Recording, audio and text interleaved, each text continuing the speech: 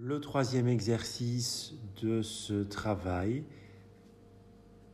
portait sur la question de la différenciation entre les sources et les reconstitutions.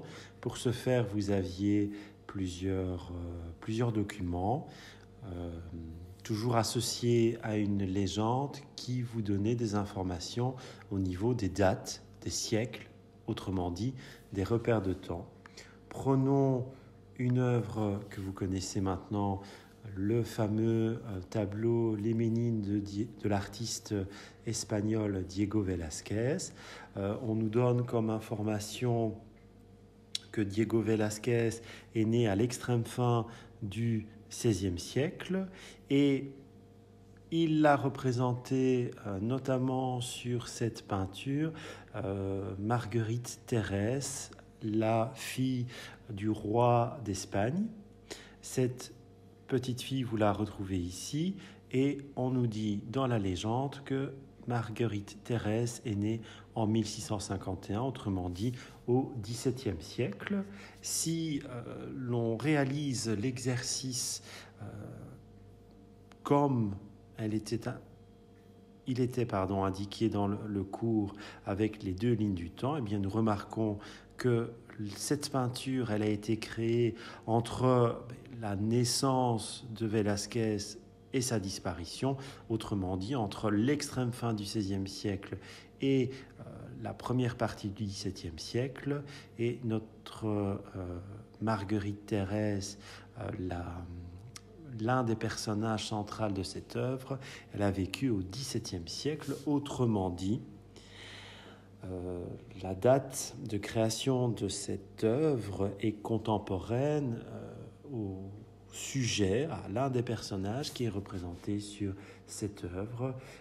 Si les deux événements sont contemporains, vous êtes face à une source historique.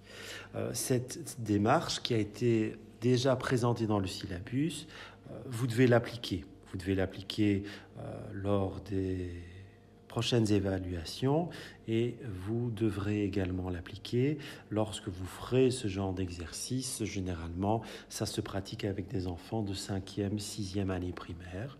Donc, n'oubliez pas la justification au regard de ces deux lignes du temps.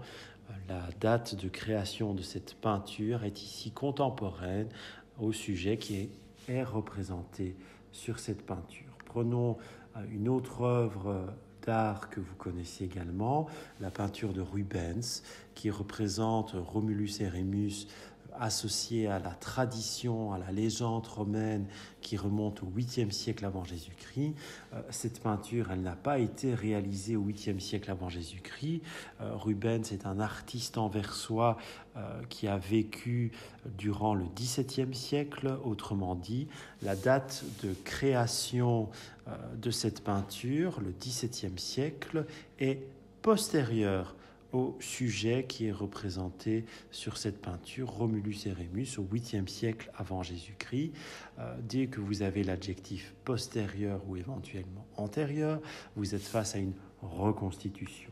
Donc, je le répète encore une fois, n'oubliez pas de pratiquer une bonne justification bien construite au regard de ces deux lignes du temps. Prenons un autre exemple également connu, la tapisserie de Bayeux, qui a été réalisée, brodée au XIe siècle. Et sur cette tapisserie longue de 70 mètres, de plus de 70 mètres, vous avez l'histoire de la bataille d'Hastings qui s'est déroulée en 1066, qui est comptée.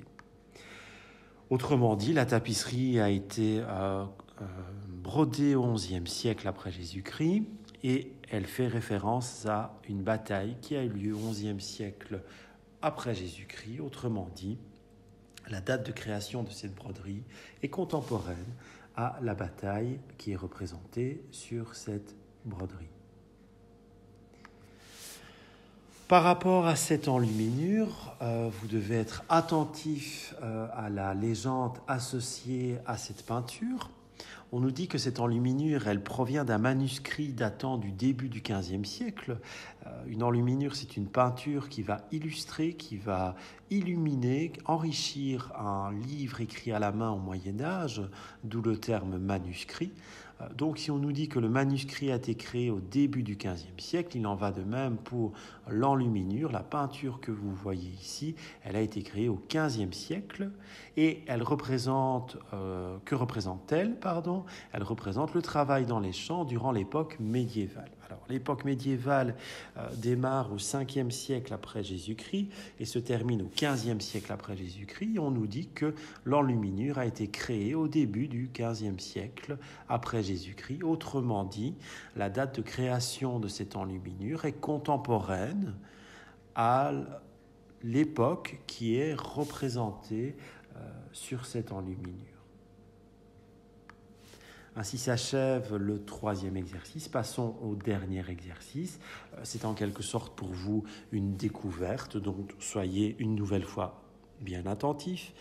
Vous aviez 4 reconstitutions. Elles sont actées comme reconstitutions car ce sont 4 illustrations représentant des hommes préhistoriques. Elles ont toutes été créées durant l'époque contemporaine, entre le 19e et le 21e siècle. Et la préhistoire, ça se passe bien avant ces siècles.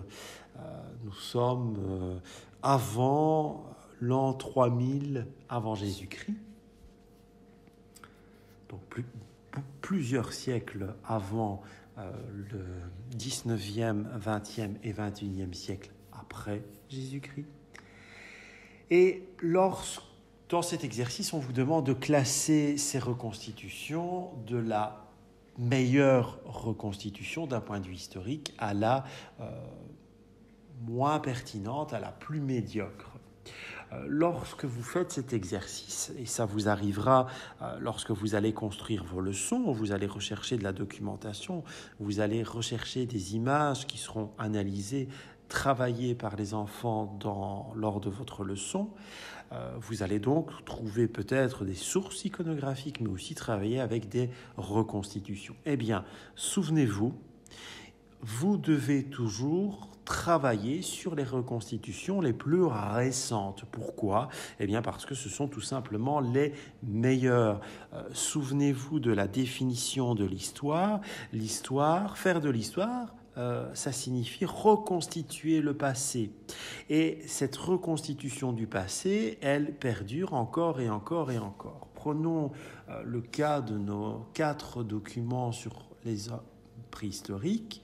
Nous avons un document qui a été créé en 1945, un document qui a été créé en 1887, un 3e document créé en 2005 et finalement un dernier document créé en 1909. Voici ces 4 dates associées à ces images. Eh bien, la meilleure reconstitution ici est la reconstitution C, parce que cette reconstitution est la plus récente. Autrement dit, entre la première reconstitution qui est la plus médiocre aujourd'hui, celle de 1887, eh bien entre 1887 et 2005, les historiens, les préhistoriens ont fait de nouvelles découvertes. Ces nouvelles découvertes, elles ont permis durant ces décennies de reconstituer toujours un peu mieux, de reconstituer toujours de manière toujours plus scientifique le passé, et en l'occurrence ici le passé préhistorique. Autrement dit, la plus mauvaise reconstitution ici, c'est la plus ancienne, 1887. Ensuite, nous avons la reconstitution de 1909, qui traduit entre le premier document, une nouvelle perception de l'homme préhistorique. Au début du XXe siècle, on commence à percevoir la filiation entre les primates et les hommes préhistoriques. C'est pour ça que durant une bonne part du XXe siècle, du moins dans la première partie du XXe siècle, on va représenter volontairement les hommes préhistoriques sous l'apparence de singes qui tentent de se tenir droit, de se tenir debout. Ensuite, en 1945, vous voyez que de nouvelles découvertes, de nouvelles recherches ont été lancées, ont été réalisées. Et là, on commence à prendre en considération que les hommes préhistoriques pensaient et ils pouvaient même s'organiser pour notamment chasser le gibier. Et aujourd'hui, en 2005, après très nombreuses découvertes archéologiques et recherches scientifiques, bien plus que dans les années et décennies précédentes, voilà la manière dont on représente les hommes préhistoriques. Et vous voyez, dans ces nouvelles reconstitutions, ce sont ces reconstitutions récentes que je vous propose d'utiliser, nous voyons que les hommes préhistoriques sont représentés avec nettement plus d'humanité par rapport aux reconstitutions précédentes, et notamment par rapport à cette reconstitution du début du XXe siècle. Donc la réponse à cet exercice, la meilleure reconstitution est la C. Ensuite, nous avons la A. Ensuite, nous avons la D. Et la moins bonne reconstitution est la reconstitution la plus ancienne. Il s'agit de la B.